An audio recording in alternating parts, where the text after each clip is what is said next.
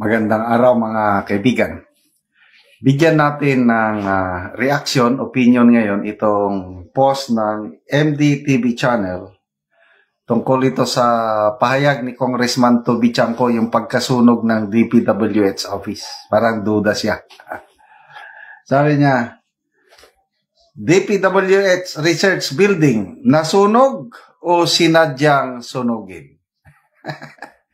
Nakakapagtaka naman ata sa dami ng masusunog yun pang gusali na imbakan ng mga files ng DPWH.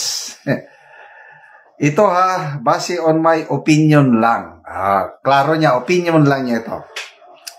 Hindi kaya gawa ito ng mga sangkot sa flood control para mabura lahat ng ebidensya. Alam ng taong bayan na sila. Pero at the end of the day, siyempre, i-dismiss yan ng ombudsman dahil walang sapat na ebidensya. Tapos, natatawa lang ako sa social media. May isang netizen na nagsabi, bakit daw wala pang sunog? May mga bumbero na sa likod ng gusali na naka-standby doon.